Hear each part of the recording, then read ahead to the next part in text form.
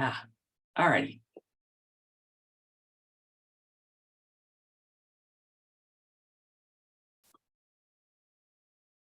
Okay.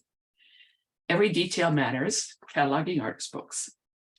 I want to thank Kate Leonard for coming up with the title of this presentation. When I was asked to choose a title, I was stumped. I'm not particularly clever with that sort of task, so I really appreciate that Kate came up with this title. She made it sound more interesting than one usually perceives cataloging. So, my brilliant career at the University of Washington. When I first started at the UW Libraries in 1974, I didn't expect that I would remain for 48 years and find a career that has been so satisfying and fulfilling. After making my way through some technical level positions, for example, typing cards. Does anyone remember those old IBM Selectrics? Also filing.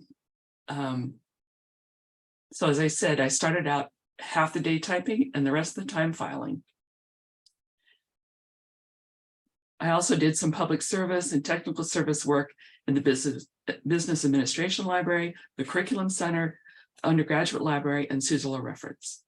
In 1994, I became a cataloger, and that meant that I was working from existing catalog records, making minimal changes to the records. In 1995, I was promoted to original cataloger, where I was creating original records for books, music scores, UW student theses, and all the range of what is considered normal books. Then in 1998, I started working in special collections, and that's when my mind was blown. All of a sudden, I couldn't tell what was a book and what wasn't. For a, quote, regular cataloger, these examples were very challenging. So here we have First Reports Desert Fog by James Prez, which is a model of a jet plane. I also had Mayor Blocker's Pie Girl cookbook, which was an enamel pie plate with, you can see the napkin that wrapped around it. And each of those wedges was a little book with a pie recipe. And then also one of the first things I did was this alphabet song by Gene Formo. And when I first got it, I shouldn't have been so startled by it, but I had never seen a book be made out of clay. And, you know, I was a little flummoxed initially.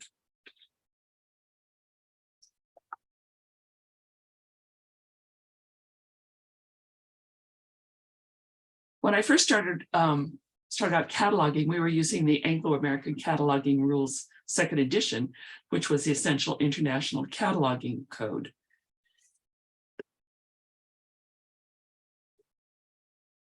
In 2010, the Joint Steering Committee of the National Libraries and Library Associations of the United States, Canada, and the United Kingdom created the new cataloging code called Resource Description and Access, or RDA, which clearly spells out the core elements required in cataloging records. So here's the page from the cataloger's desktop of the core elements that go into a catalog record. So you see the title, statement of responsibility, edition, production information, series information, if there is any, and extent. The primary objectives in cataloging special collections resources are no different from those in cataloging other resources. These objectives focus on meeting user needs to find, identify, select, obtain, and explore.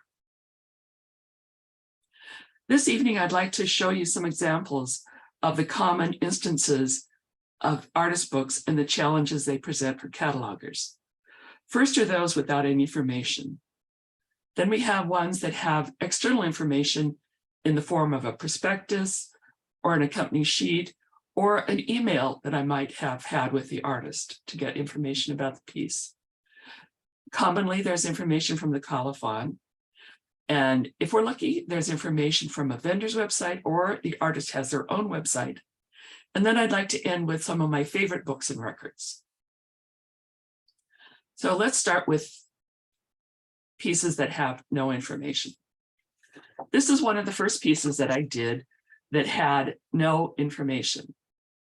It just had this Chinese script across the top of the box, and inside were these layers of print pulp paintings. And so I, let me get my record here. So I had to work with the Chinese cataloger to get the transliteration of that script.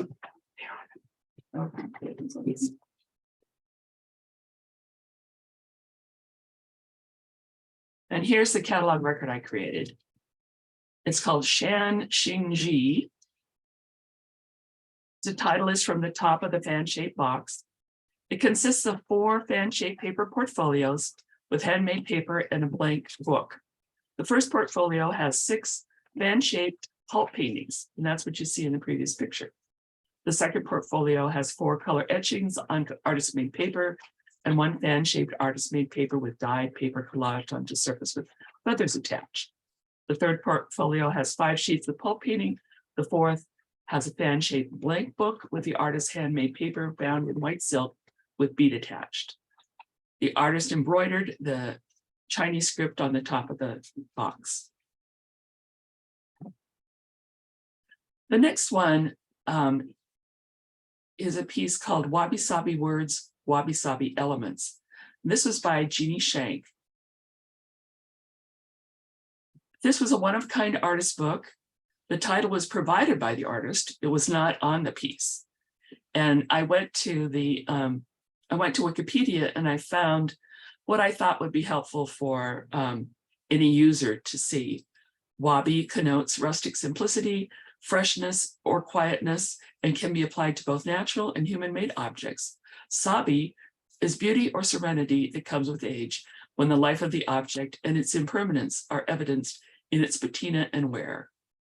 And it consists of 10 found rusted metal plates shaped like a capital E.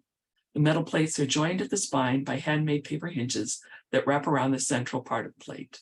The hinges are printed with word pairs that suggest an aspect of Wabi Sabi. So there it is again to look at. This one was Beat Until by Emily Mushinsky. And this was very interesting because it was created using Vogue pattern pieces. Anyone out there who's done any kind of sewing will recognize the lines on the pattern pieces. This did not have a title, and it actually didn't have any information. As you can see, I bracketed the Phoenix, Arizona, Mushinsky, 1998. The title was supplied by the artist. It's one of a kind. It was shellacked Vogue dress pattern pieces, form double leaf pages, found images and texts, photographic self-portraits, and thread and hot glue collaged onto the nearly transparent pages. Themes of sewing and cookery are juxtaposed with those of self-image and abuse. This was a very interesting one. This was called Found. This was a book, artist book in the form of an altered book created by Alan Corkery Hahn. Altered book with all pages glued together, so the original book does not open. Covers painted, heavily embellished and patinated. Artist originally created a number of similarly unique books and hid them around Suzzallo and Allen libraries at the University of Washington. This volume was, quote, found by a library staff member who assumed that the book had been stolen from the book arts collection and, quote, returned it. The curator, knowing this artist's work, contacted the artist and heard about his project. The artist agreed to leave this volume in special collections. This is called Untitled, and what you see on this screen is all that is available to look at. There is a back cover that is blank. So what you have is the front cover in the on the left side, and the inside has these 2 images. This was an artist book by Tom Kramer, signed and dated on the cover. The title was supplied by me. The altar book is made from original covers with text block cut out. Artist's original paintings are glued to front cover and both inside covers.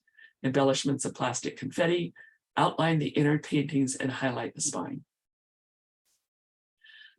These were very interesting books.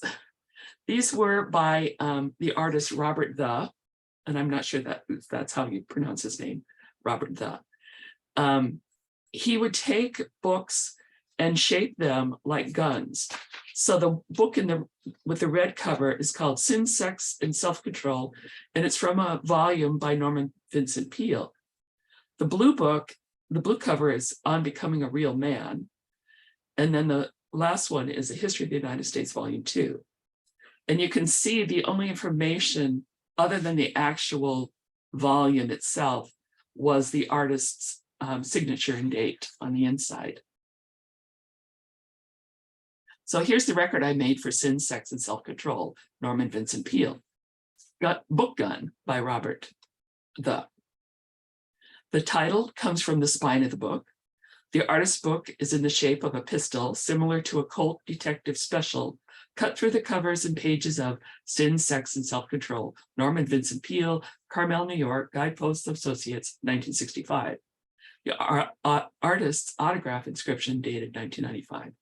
Now, these three books made me a little nervous when I was working on them because I was looking up on a University of Washington state-owned computer all about guns.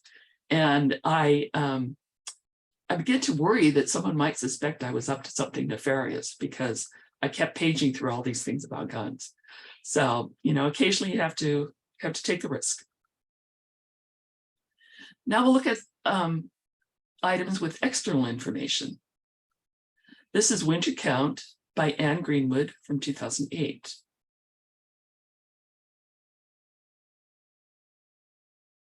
The subtitle on the information that I got mostly was from the prospectus that was included.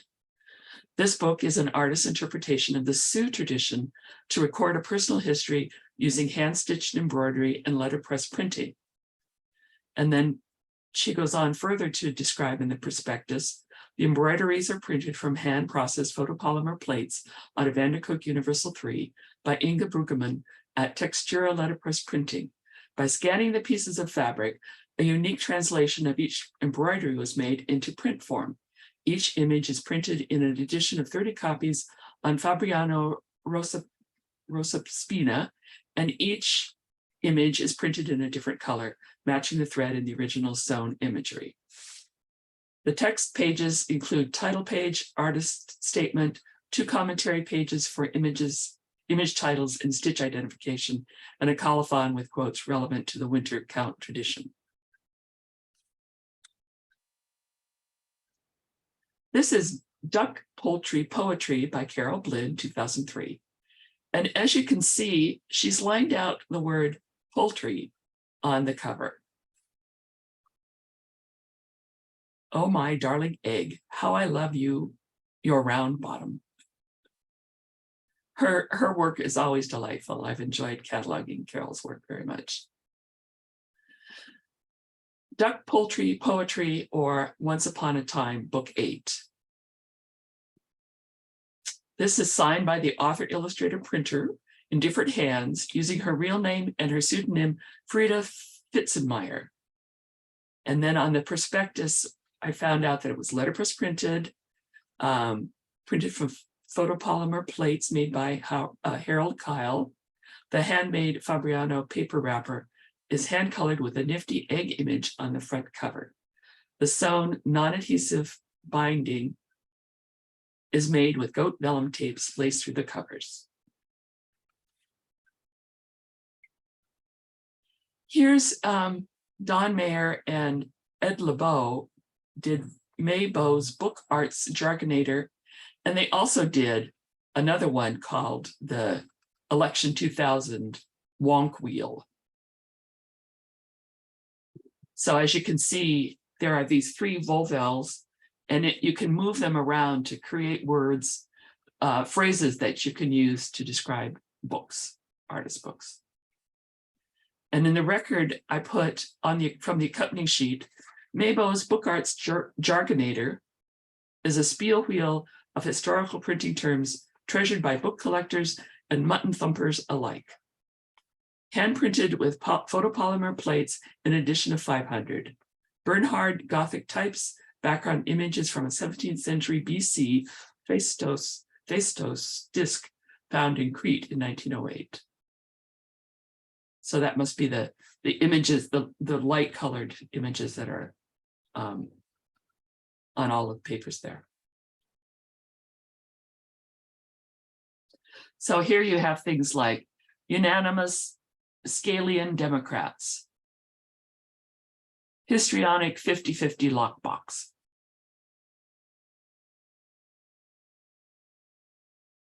This next one is Personal Ecologies from Anne Rosenthal. She created this piece, and on the front, here you see, it's a diptych, and you've got the front cover and the back cover. And in the center, she has this handwritten story. When mother died, I lost my childhood. I fell from the grace of her unconditional love. It took many years to understand the loss. How can a child of 7 mourn? Sometimes I wonder, what would my life be like had she lived? Would I still be an artist with an uncertain future, or would I be a good Jewish girl with grandchildren to give her? And in the record, you can see that I got an email from Anne Rosenthal saying that this is part of a series of 4 works titled Personal Ecologies. These were exhibited along with other work in a solo show at Seattle Pacific University in the fall of 1992. A diptych consisting of paper over boards, on the left side of the opening, handwritten text in colored pencil. On the right side of the opening, a reproduction and photograph of the artist as a child. The outside of the diptych is covered in handmade paper on one side, with a reproduction and photo of the artist as the child with her mother, and the mother's image is darkened as if a shadow. The other side of the outside is covered in perhaps wallpaper with a reproduction of the artist's birth certificate and a reproduction of a photo of the artist and her mother. This is another, one of the things about working on artist books is frequently the stories or the images are so compelling that it's just, sometimes it just breaks my heart. And I've been known to go off to the restroom and have a good cry with some of these things that I've cataloged. And this is one that touched me very deeply. This is called Messenger, Father Died. And I got this from a correspondence with the author. The work would not have happened if Eddie had not been my father-in-law and lived next door. He had been in a state of heart failure for some time. He was failing. He had just reached a point where he was unable to care for himself completely. Being as independent as he was, and as a matter of fact, this caused him great distress. He had said to me that morning, "It's too much work to live." He was a small man, under 5 feet tall, perhaps weighing 90 pounds and quite skeletal. His hands were down to the bone and claw-like. They fascinated me for their expressiveness. It was the reason I asked him to model for a study of his hands. His manner was always gruff, but the fact that I appreciated his physical self when he did not did please him, and he agreed. We had just set up a photographic rhythm. He would hold his hand for the camera. I would say, "Turn, please," and "Turn, please." Suddenly his head dropped. I could feel his breath go. As if a bird thrust into flight, Eddie expired.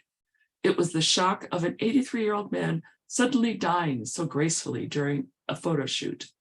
I felt he shared with me as profound a gift as one could give. It was quite profound. Another way that I would get information to catalog pieces was sitting with the artist. I did that once with John Hastings and Charlotte Murray. And I also did it with Don Myrie. And we went through I think we had about 12 pieces that he had done. And, he told me all about what they were and how he had come to the decision to make them. And I think we spent about three hours going through all those different pieces. And it was a delightful day for me. I really enjoy talking with the artists to find out what they intend with their piece, and which gives me a chance to create a catalog record that will reflect what that artist wants. So this is called Southeast Asia Meditation. The front cover is made from a mud ring cover for an electrical box attached with an aluminum storm door hinge using brass screws and acorn nuts to a flat electrical box cover. The front cover has a shadow box-like projection covered with plexiglass that holds 3 objects: a gold color metal fishing lure, a white seashell, and a 20th century green plastic combat toy soldier. The leaves are original black and white gelatin silver photographs generated from photocopies of a water quality brochure from 1989 in Chinese, Cambodian, Laotian, and Vietnamese. The photographs also contain silhouettes of the objects from the front cover. Photographs attached to back cover using aluminum strip and brass screws at spine. I also, among those pieces were some that were really quite interesting. Some of them were really hard to handle. This one was, the cover had all these spikes that projected out, but the image below was a beautiful rose. And on the inside, you could see the rose, but now it was covered with cloth, and it was embroidered around the image. And here's another one I thought was amusing. It's called Russian Vodka. Russian Vodka, you're so much fun. Why did you have to ruin me? I'm sorry, the title is Russian Adage. So this is another smashed up piece, and you have to be careful holding it. He had actually put a lot of material to cover it up so the edges weren't so sharp. Now we'll move on to records with information from the colophon. This is Elsie Vastal Ellis's Raven and Salmon. I think I saw Elsie in the picture there. If Elsie would like to speak up and say something about this, I'd be happy to listen. Anyway, here's the catalog record, Raven and Salmon. This book was written, designed, set, and printed in 30 hours. The art is recycled from past work. The type is studio. Paper is old and dented star white Vicksburg. Press is a Vandercook 4. This is from the colophon. It's very helpful when artists use colophons to describe the process they use to create the work. This is Herbal First Aid by Catherine Alice Michaels, 2008. And on the inside, she has the cards that she created with the various herbs and what they are used for. So chamomile flowers, you could create a infusion for irritable bowels, insomnia, drink at bedtime, anxiety or stress.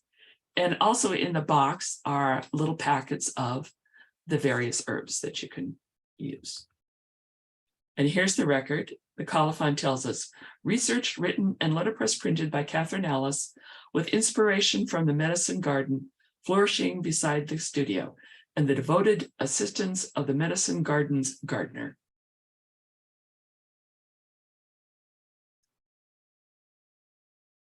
This was a delightful piece by Marjorie Hellman, Itada Kimasu. Itada Kimasu. This was made out of nori and rice paper for the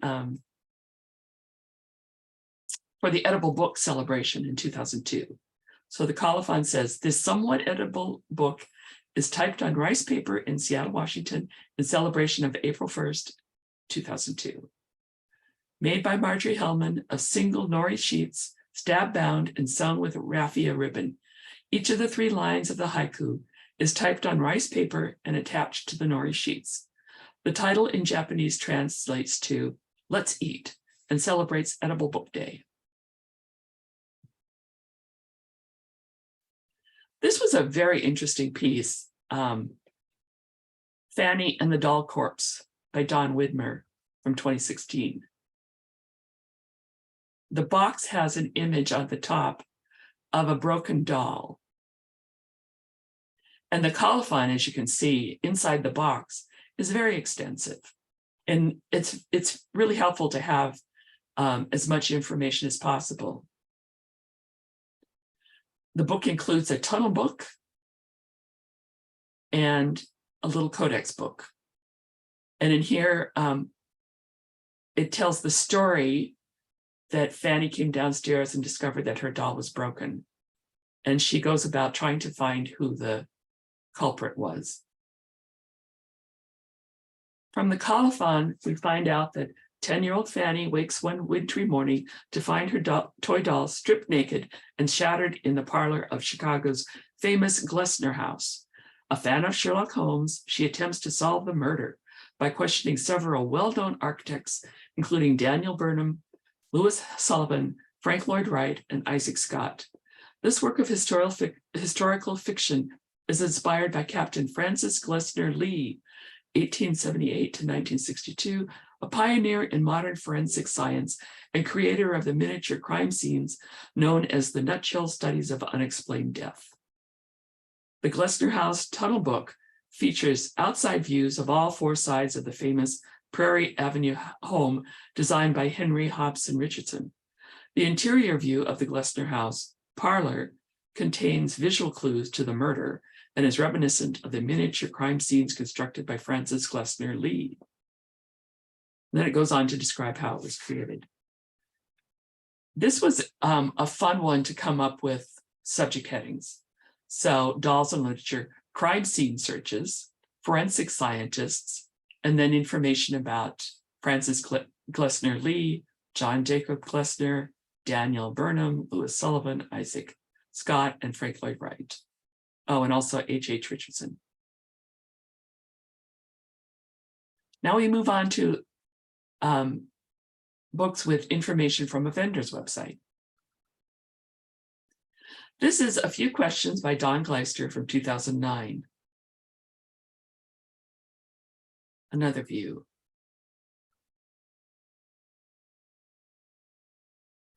The information that I got from a website was from the Guild of Bookworkers website. I tried to go back and see if I could capture a picture of that, but it's no longer on that website. It had said, an informal exploration of the nature of matter, existence, and time in a prose piece of 99 words. The book is a progression of polyester encapsulations, similar to those used in document conservation, which are bound with paper hinges. The sanded film encapsulations envelop paintings, drawings, and type on paper and transparent film, layered to produce an effect of depth and space within each page. The binding is made with cover boards made with encapsulations similarly constructed. This is a piece by James Prez, How Do We Feel Today? You can see that this is a little plastic case. It has button snaps on the back, and it contains these cards with images. And from the printedmatter.org website, where much of his work is sold, the description was James Prez's latest mini portfolio is a red plastic envelope filled with small black and white images of city walls and vignettes that have been altered by graffiti, becoming palimpsests of the ideas, advertisements, and assertions of the identities of its residents. Each painting, print, or sculpture, in the case of a snowman, depicts a figurative element or character made from political and cultural icons, as well as from the artist's own imaginations.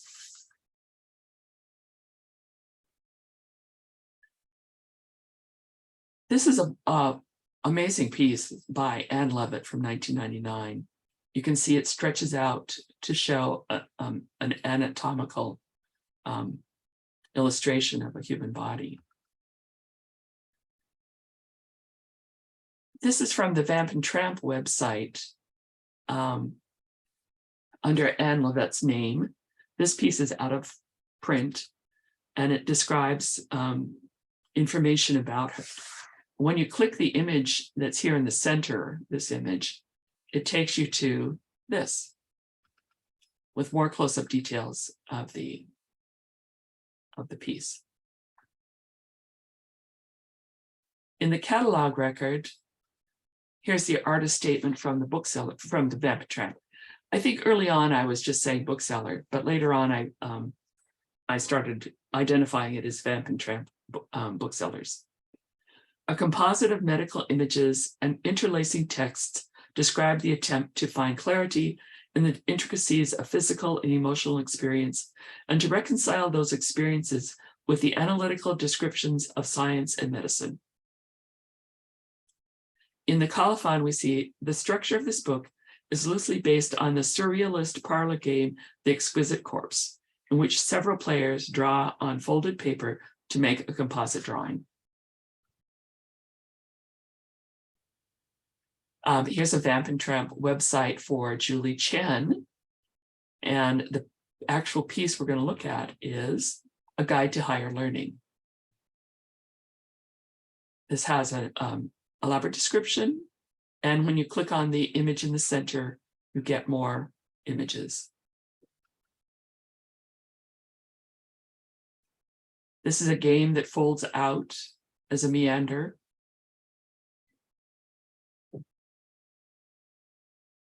And here's the description from the Vamp and Tramp. So you see here, I started calling it Vamp and Tramp Booksellers website. Cloth-covered clamshell box, letterpress printed from photopolymer plates. Interior lid contains instructions on how to unfold the book. Bottom tray has instructions on how to refold the book. Includes a 34 by 34 inch felt cloth for displaying and reading the book. Folded cloth is stored at the center of the structure. Book consists of a central box surrounded by rows of square pages on all four sides. To read the book, the whole assembly must be lifted from the tray and placed on the center of the cloth. Each square page is numbered clockwise. The reader thus begins with page 1 on the right and continues around the structure clockwise through page 12, folding out sections to be read following arrows. And from the answer book, it says, A Guide to Higher Learning includes many elements that are highly technical in both language and concept, which often go far beyond my own level of knowledge. I would like to thank the following people for the contributions. Henri Ducharme and Laura Norin supplied all the mathematical formulas and equations that appear in the book and spent much time and effort trying to explain to me what they mean. The intricate patterns of lines that appear with the equations are origami crease patterns by Robert J. Lang and are used with his kind permission. Julie's artwork is always fascinating and beautiful. Now this is Preservation by Roberta Lavador, and I found this at the 23 Sandy Gallery website.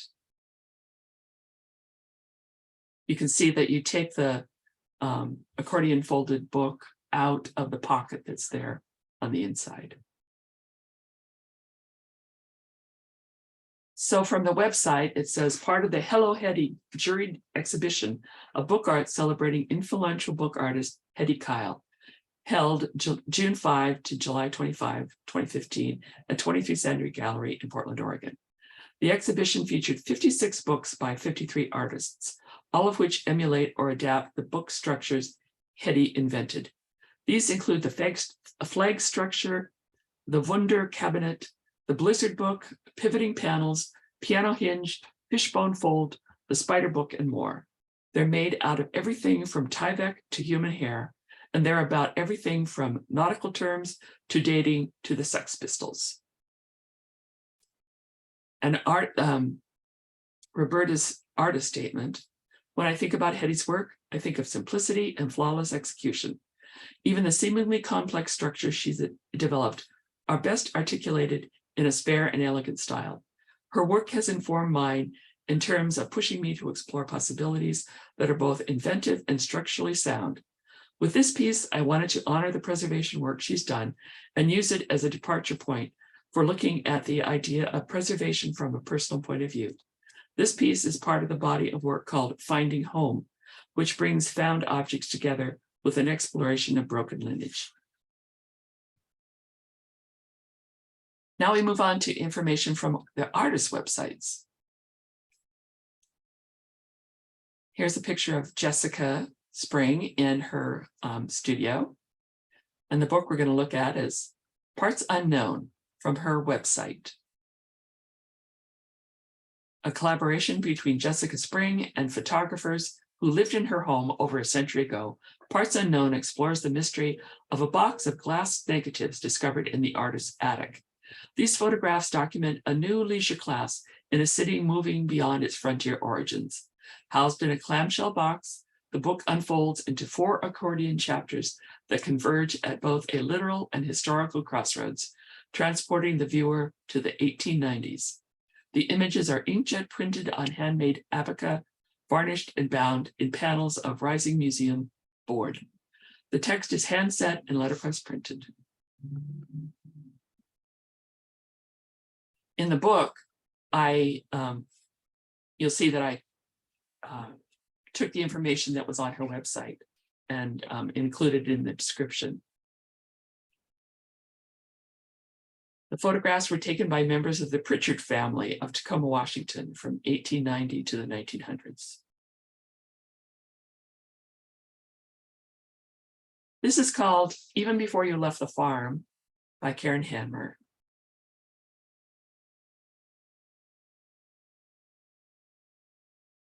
This is one-of-a-kind artist book.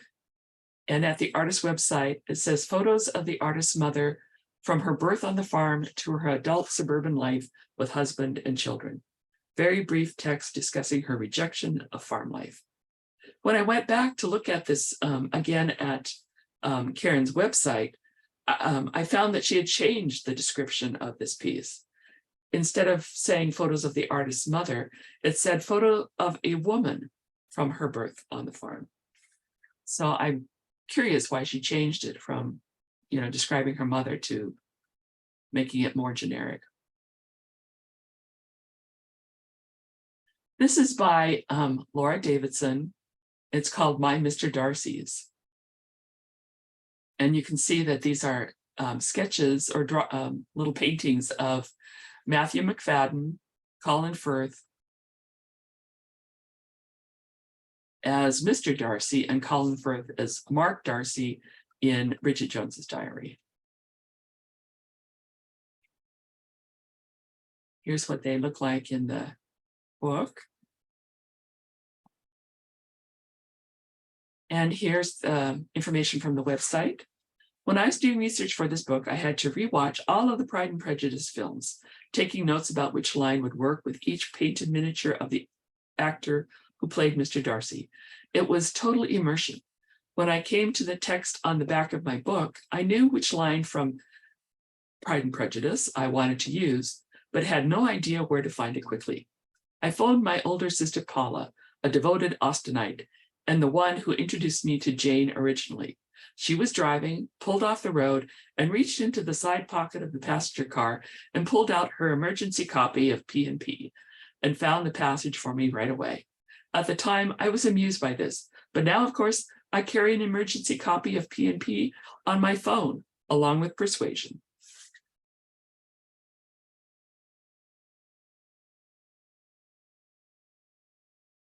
Here's a Julie Chen piece from her website, Flying Fish Press. Composite Impressions examines the meaning of images and objects in relation to the activity of reading in today's digital age. And here's the website and some of the images as you open the book.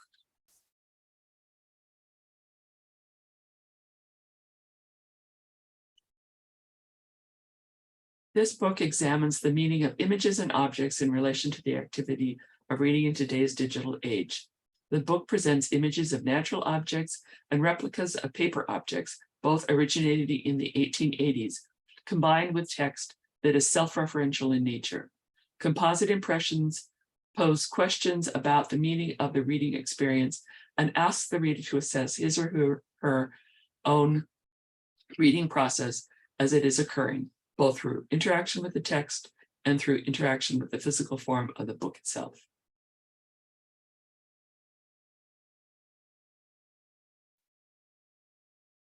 The colophon tells us that it was written and designed by Julie. The fern images were photographed from an album of pressed ferns collected by Miss Mills circa 1880 in the Sir George Grey Special Collections, Auckland Libraries, Auckland, New Zealand. The flowers were reproduced from Das Reich der Blumenkönigen, circa 1880 in the Special Collections at the University of Washington Libraries.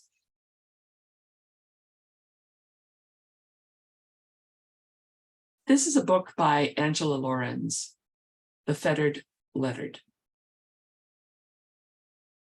This is what her website looks like when you start. And you can click on the collected works down there in the left. And when you get to it, this is number 57. And I think the first one you come to is like 83 or something. So you need to scroll down to number 57 to find The Fettered Lettered.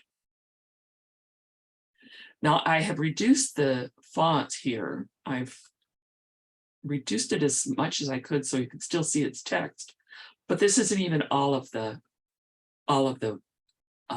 material she wrote about this piece. Angela has, she does a lot of research and she writes extensively about what she put into the piece. So they're always fascinating to read. It takes a bit of time to get a complete understanding of the piece. And I've always enjoyed working with Angela's artist books. And so here's what I wrote. Here's the artist. This piece represents writers who authored works in jail or other places of confinement, such as mental institutions or in exile.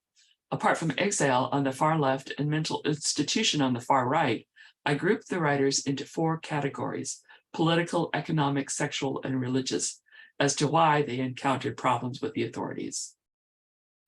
The edition size of 17 refers to the 1953 Billy Wilder movie Stalag 17, based on a play written by Donald Bevan and Edmund Sinsky, who were POWs in Stalag 17B in Austria.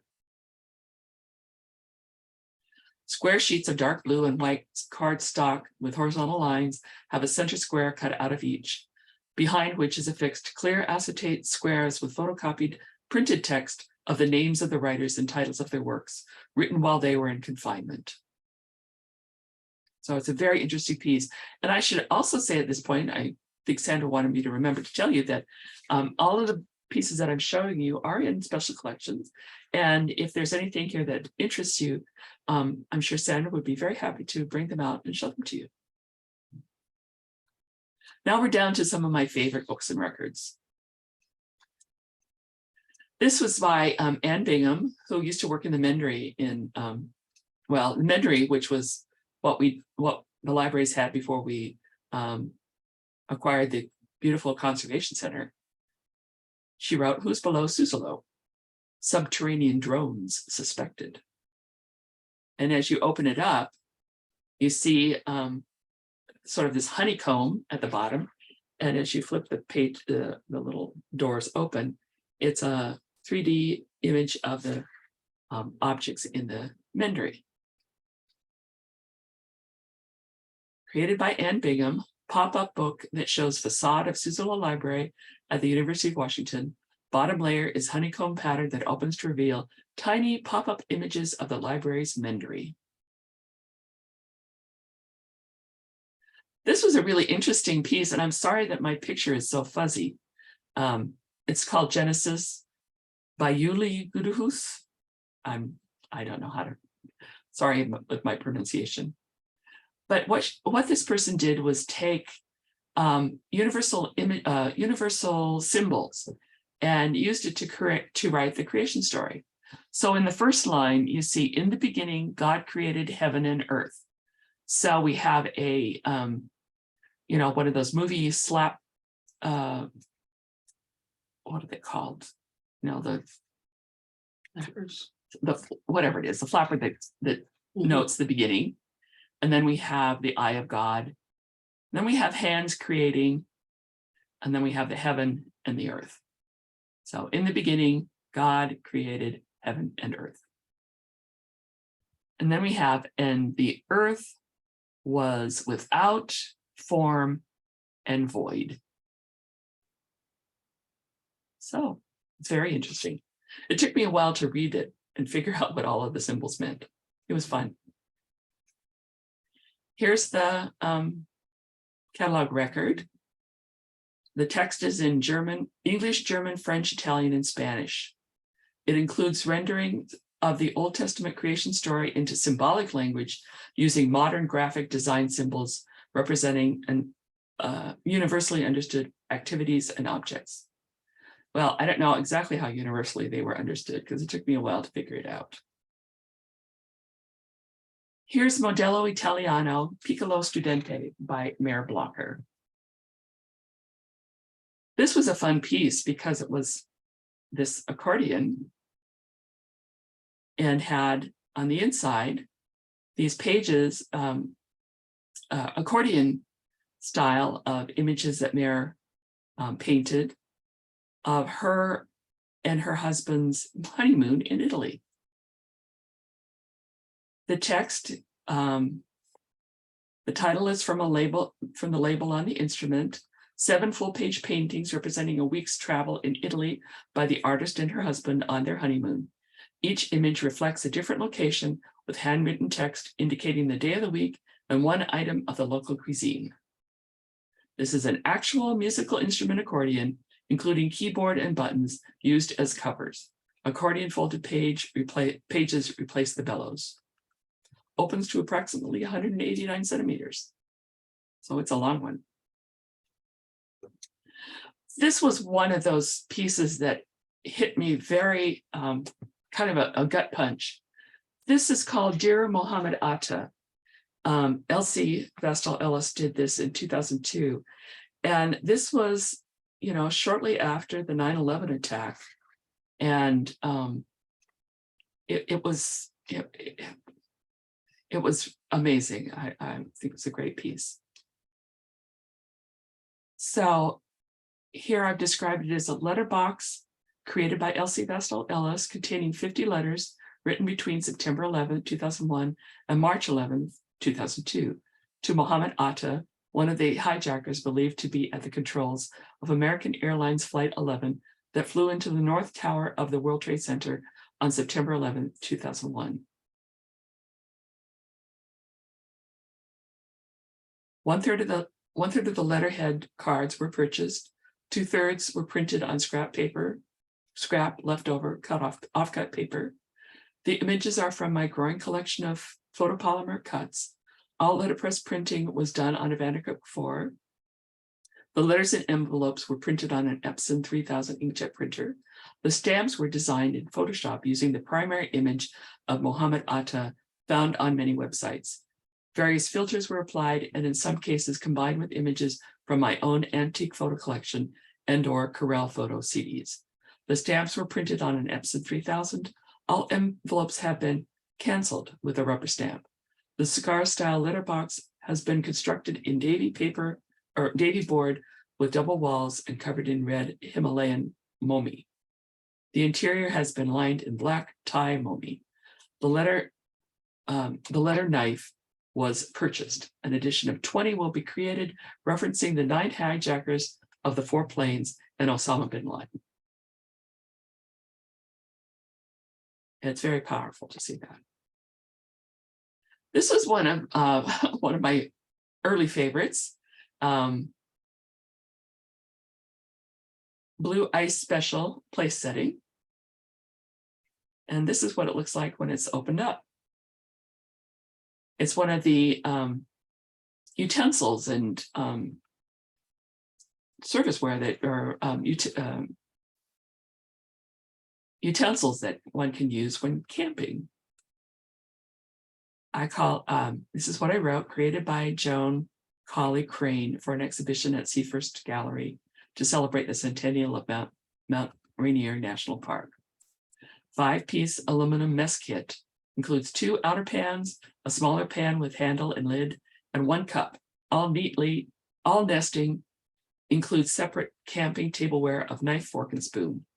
Lines etched on the top and sides of the outer pans depict roads and trails at Mount Rainier National Park.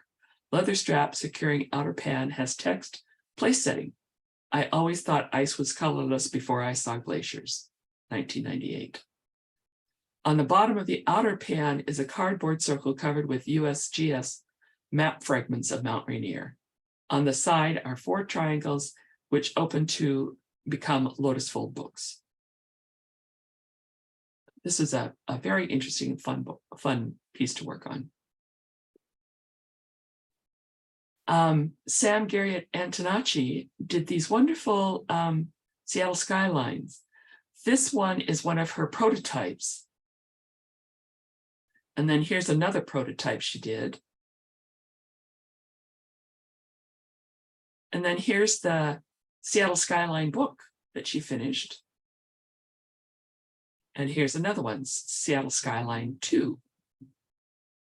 So you can see the King Dome, you can see the Space Needle, you can see some of the downtown buildings. Here's the description of that last image. The book is made from blue book cloth over boards for the covers and is shaped like a house with 4 blue paper windows inset into front cover. Accordion folded pages reveal the Seattle skyline at night using Prismacolor on dark blue Canson tints paper. Includes the King Dome at the right side of the skyline with Mount Rainier in the background. Issued in a blue covered clamshell box with 5 inset blue paper windows and the title Seattle Skyline 2 on blue paper inset beneath them on the front of the box. On the inside of the box, the tray liners have blue paper with white stenciled stars, rather white penciled stars. And this was a fun piece. Slurping by Liz Melhorn-Bow with Norma Homer's Story. As you can see, it's a dog bowl and with these red acetate pages. And what those pages say was, one time I was slurping Jell-O through my front teeth, straight from my bowl. I loved to see how much I could vacuum up that way. After 2 warnings from my dad, I found my bowl on the floor beside the dog, and I had to finish my dessert that way.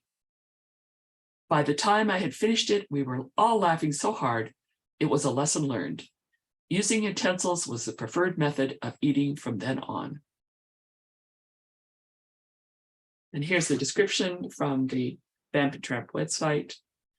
8.5-inch circular stainless steel dog bowl with 6 text pages laid in. This stainless steel dog food dish holds red acetate pages printed with Norma Homer's funny story about eating Jell-O and a lesson learned about proper eating etiquette. Story is printed sequentially in black on progressively smaller circles of red acetate. Now here's another one that struck me. It's so beautifully combining the images and the text, and this 2-dimensional illustration of it just doesn't convey the impact it had. This is the Diamond coal mine disaster, Diamond, Illinois, February 16th, 1883. And the text says, the last to come up was told by his wife that their son was still in the pit. Without a word and before anyone could stop him, he returned to his death. The tide met the miners before 20 had reached the exit. Some were dashed against the blackened roof. Some struggled on with seething water up to the armpits, and hope deserted them. One of a kind artist book by Lou Cabine. This book is part of a series of works created by the artist to commemorate this disaster. The covers are hand-woven cotton and the pages are cotton. The text is hand-stitched using cotton embroidery floss and taken from eyewitness accounts published in a local newspaper at the time of the disaster. Now something kind of fun. This is called Hit the Road, Highway 99 Roadside Artifacts, Volume 1, Washington.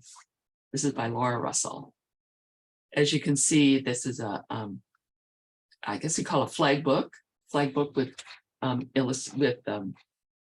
photos showing the various attractions along Highway 99. In the record, I say, a single layer horizontal flag book with cloth bound cover and a ribbon tie to display open. Archival digital printing on Red River Polar Mat paper. Includes an insert card with a map listing each attraction. Original color photographs by the artist. Signed and numbered, presented in a clamshell box. Edition of 25. A little note about it. Highway 99 runs all the way from Canada to Mexico. In its heyday, Highway 99 was the main corridor through Washington, Oregon, and California. Replaced by Interstate 5 in the mid-1960s, Highway 99 still beckons with neon signs, shaped buildings, gentle giants, and other roadside attractions that take us back to simpler times and happy road trips. Highway 99 roadside attractions in Washington are featured in this volume. I think she planned to do Highway 99 in Oregon and Highway 99 in California. This was an interesting piece that, Sandra does a lot of stuff about war and art. And this one struck me also. This was created by members of Iraq Veterans Against the War. Here you see them making paper. And here's one of the images in the book. And it shows you that the paper was made from uniforms, from soldiers. This tells you that poems, short prose, photographs, and artwork in the book chiefly created in 5 workshops for Iraq War veterans in various parts of the country, facilitated by Lovella Kalika. Some pieces are received in response to a call for submissions. Handmade paper in this second volume is made with uniforms of Shannon Suarez Diaz, John Michael Turner, Adrian Kinn, Drew Cameron, Chloe Richards, Matt Howard, Eli Wright, Nate Lewis, Mike Blake, and Phil Aleph. I thought it was important to list those because those are men who experienced the Iraq War, and this was an opportunity for them to create art from their experience. And last, Body and Soul, a book about spirituality. This is Mar Goman. One-of-kind artist book with title on copper-colored paper in the shape of a haloed, full-body silhouette of the artist collaged on the front cover. Pages are illustrated with cutout, full-body silhouettes of the artist, collaged images, hand sewing and embroidery, photographs, and drawing. Text is penciled, embroidered, pasted from various fonts, or created using a transfer technique in which the text is printed from the computer, Xeroxed in reverse, and using a xylene pen, transferred onto the book pages. Includes quotes by various authors. The threads used to sew pages into the binding and various other sewn images remain uncut at the head and foot of the book. So there we go. Any questions? I'll stop sharing now.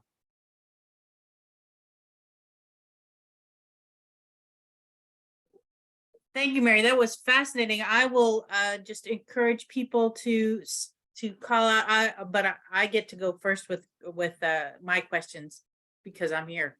And I just want to say how fascinating it was I had no idea that there was so much information collected in the catalogs. I've looked in the catalogs, but it was always when I was looking for a particular structure.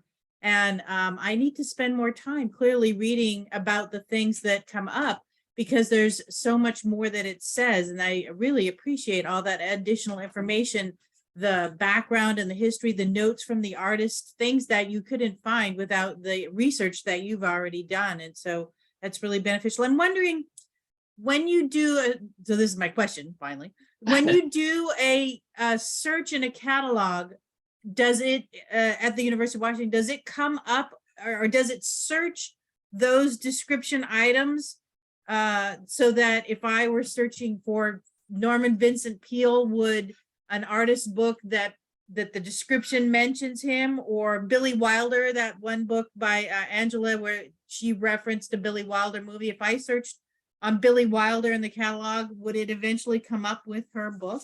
Well, I have to admit, I don't use the catalog that much. My work has been done on sort of in the background. So maybe, Sandra might be able to tell us, and she sees more of the catalog record, knows how that works. But I know when I work in the foundational material for the public catalog, if I put in a thing like Billy Wilder, it will come up. But I don't know if that translates into what the public catalog shows. A lot of it depends on how you ask the question to the machine. And often you don't find everything you could, because one has asked the question of a specific field. And the problem with the descriptive field is it's really hard to get that. I would have to do some experimentation and see how many times you got the right hit if you ask that. But part of it is you have to ask it in exactly that language. So it's almost like you have to already know what you're looking for before you can find it. So some of the descriptions they're there and they're useful, but they're hard to get to sometimes. I should also say, thank you, Celine, for the praise for how the catalog records work. As I started with some of those early ones, I really wasn't as familiar as I became.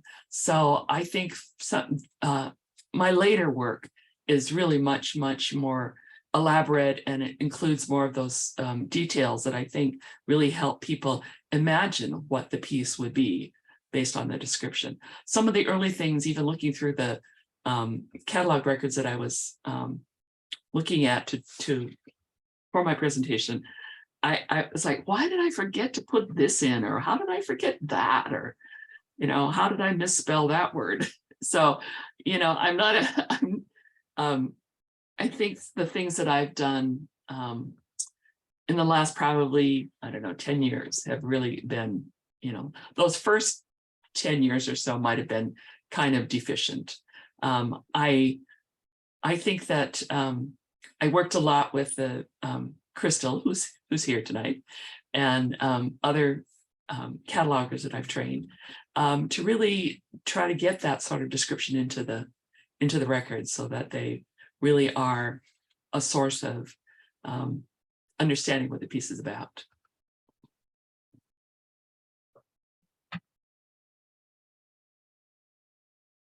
Oops. Sorry about that. My dog was barking, so I had to mute. I noticed the subject headings underneath. Those were really interesting to read too, about the things that you picked out to be, art in Washington or wit and humor in books. And I'm wondering, are those covered by the rules of that, I think you called it the RDA, the rules for cataloging, or is that a decision that you make? Well, RDA is for the actual description of the book. When it comes to the subject headings, those are from the Library of Congress. We use the Library of Congress subject headings, and those follow a different, we have these huge manuals that, describe how you do, how you do these, how you apply subject headings, and whether there are like free floating subdivisions. So like history as a subdivision under a country is, perfectly fine. But history under the name of a person is not. So you have to make sure you're following those rules. I had a great deal of fun proposing subject headings. Our library is part of the PCC program for cooperative cataloging. And so we submit subject headings proposals to the Library of Congress. And a lot of the ones that I did were like topic and art. So some of those things that you see, topic and art, are the ones that I created. Not all of them, obviously, but many I was able to create. And it was a lot of fun to find, do the research to find other things that might be on that same topic. So I think that applying subject headings is a great deal of fun as well. You have to figure out what the artist is trying to convey and what would help somebody find this piece.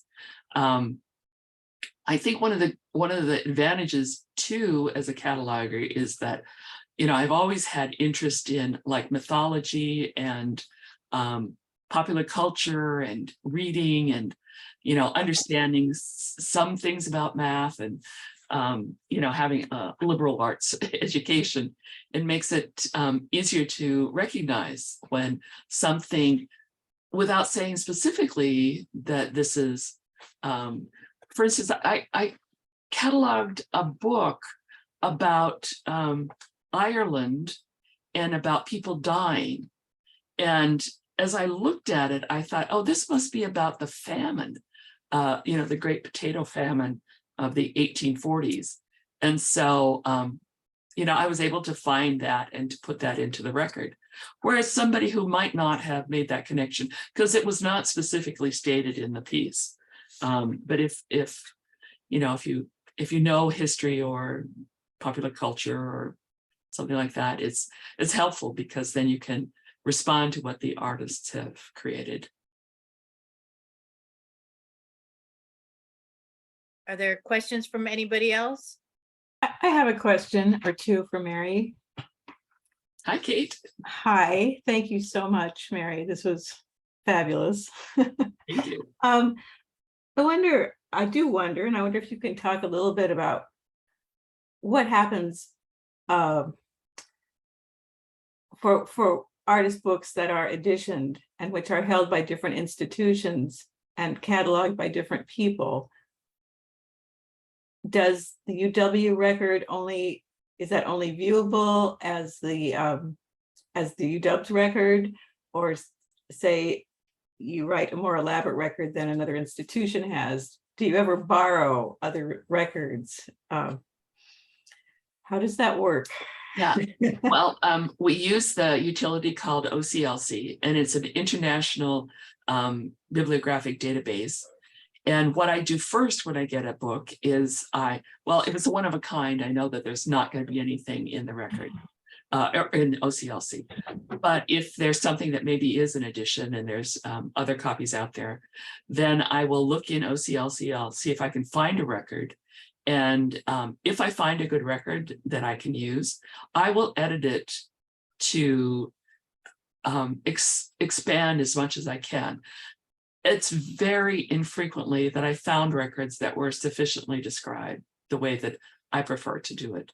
So those records then, because we're also part of the program for cooperative cataloging, we're an enhanced library, which means that we can enhance those records in the international database. So I can change the record and it will be changed for everybody. So when I work on a piece, I try to do as much description as I can and to make it as comprehensive as I can.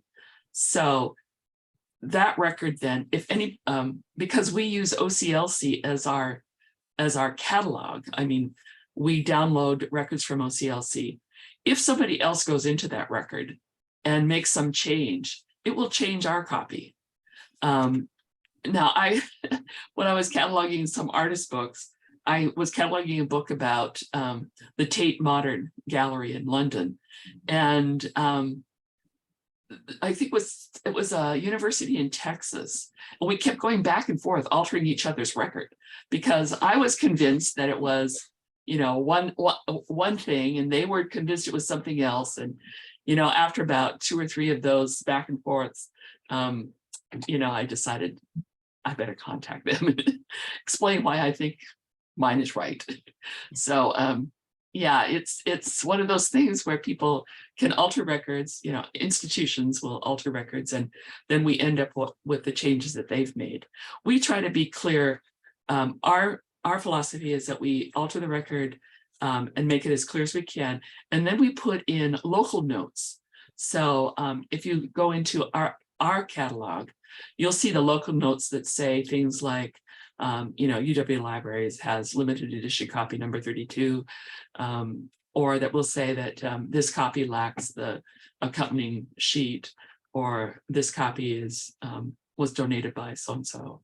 So we put in those local notes, and basically we kind of are at the mercy of other libraries, and we hope that they will maintain high standards as well. So the local notes would stay with the record even if they made a change or not? No, the local notes are just in our database. Okay, right. Yeah, so those Specific to that notes, copy. yeah, when we put in those notes, they stay there. They don't go into the OCLC record. We just put them into a local field. And then if somebody overlays that record with something else, our notes still remain in our catalog. Okay. Are there very many cataloger wars out there, other than this one with Texas that you mentioned, where records are, strong opinions persist? Well, yeah, I think in the days when I was doing copy cataloging, there were a few libraries that, you'd see, it's like, oh no, not from them. And then, it's like, just don't even put in a record. Let me do an original record. It's easier to do an original record than to have to struggle to edit somebody else's record. And some of the institutions, I'm not going to name any of them, but some of the institutions, didn't have as high a standard, or, maybe they're smaller and they just don't have as many catalogers. The great thing about the cataloging unit here at the libraries is that there's so much chance to collaborate. And we have a really wonderful principal cataloger in Adam Schiff. He knows everything about cataloging. So he's been a tremendous resource, and someone we can rely on to get the cataloging right. Thank you. Sure. Rachel Watson had a question. Yes, thank you. Okay, so this is kind of similar to the question you just answered, but it's more along the lines of, do you ever go back and change things that you've cataloged based off of the current terminology? I noticed one of the books that you had shown, they refer to the paper as rice paper, but we know it's mulberry paper. So do you just add another line for something like that so people can cross-reference, or do you prefer to actually change that to what the paper type actually is? Well, a lot of corrections will come to us. Sandra will tell me, that please change this. Or I remember once I got contacted by an artist. I think it might have been a student artist, or maybe somebody in a class, and they said, that's not really what that was about. And, it's like, oh, sorry. And so I will, find out from them what they really wanted and what they intended, and I will change the record. Sometimes when I wish I had, being retired, I don't have access to OCLC or to the catalog. And as I was going through it, I found typographical errors, and I wished that I could change them, but, I don't have that access anymore. So if I happen to come across something that I see right off is a mistake, I will make that correction. Mostly I have to be sure that it doesn't, take away from creating new records or adding things for our new ones. So Kate says, you can always tell me and I'll fix it. Yeah. So Kate Gerhardt, who's the head of our well, let's see, what are we called nowadays? We used to be special materials catalog, but with a monographic cataloging unit. She's brilliant at that sort of thing, and she can really, if anyone in the libraries has a question, certainly Kate is a good person to ask. So she's somebody you can contact, but I don't go in there wholesale and change records. And I think we should let people know that we have hundreds, if not thousands, of books in special collections that are not cataloged yet. So to go back and review everything we've done in the past and change a little language probably isn't realistic. There was a time when I thought perhaps before I died, which is in quotes retirement for me, we might actually have made a bigger dent. I mean, Mary did a lot of cataloging for us. We have several people working for us now. I'm trying to get Mary to come back for 1 day a week. I have to come up with some money though. Anyone who would like to pitch in, I'm taking donations. But unfortunately, I think the goal of cataloging is both to be as accurate as possible, but to make the material accessible. And sometimes to get access, this isn't Mary's way of doing it, but I think one needs to find easy ways to describe things so that you can do 10 books this week instead of 3. 3 may be perfect, but people need to find the other 7 books. And so I think that's always been a balancing act for our cataloging, for as long as I've been at the job, which is 54 years. We're getting way more cataloging done now than we ever have in my lifetime. But, without 6, 7, 8, 9, 10 catalogers working solely on our stuff, we'll never get to the end of it before I die, and probably not to the end of somebody's life who's being born right this minute. The thing I took from the talk, Mary, was that there can't be too much documentation that accompanies something that comes to life. And I'm not suggesting that everybody produce a book for a book, but that the catalogers appreciate a well-documented book, and that you can pick those elements from that are important to go in the catalog. And so I don't know if we need to go to the extent that Angela did with her full-on researched presentation, but you had so many notes that were from the artist or from email exchanges or from their websites. And so I would say I'd encourage any artist who is getting ready for books to go into a collection to take the time to write a page of notes that about not only the construction, but what the thinking was behind it, or the research that they did, because I found that stuff fascinating when it was in the records, and you won't know it unless they tell you. And so as my voice to posterity, not having anything to do with the libraries, but encouraging the artists who might be listening, is us users of those materials want to know those thoughts, and the catalogers will provide them if you provide them. So I encourage you to document your colophon is nice. I've produced colophons, but they're usually pretty short. And I see that you do use other materials, and I'm very excited to learn about that, so that I can encourage everyone to produce those other materials so that they can be included in the catalog. Any other final thoughts or questions? This is Kate, the head of whatever we're called now. And I would second that, in that kind of piggybacking on what Sandra said, and on Mary's presentation, and on my own however many years of cataloging, that and what Mary didn't talk about really was how the pieces that she cataloged that were adequately titled and authored and when it was published, when those three things were on the piece, how much faster it was to catalog. If she didn't have to go to Sandra, and then Sandra didn't have to think, now who gave this to me and when did they give it to me and what is their email? I think cataloging, and my cataloging expertise is music. And I have the same problem, the music pieces I catalog when the composer hasn't, adequately told me the instrumentation or when it was written or what the form of the piece is.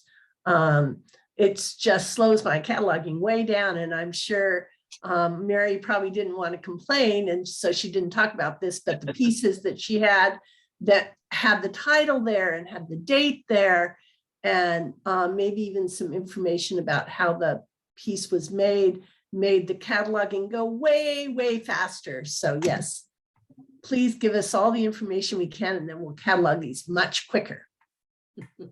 Yes, that's very true, Kate. Yeah, if you can give me at least the title, your name, the date, the place that you created it, that really helps at a minimum. If you want to add anything else, I will be thrilled. I would be thrilled. I was thrilled. All right, I think I'm gonna turn off the recording.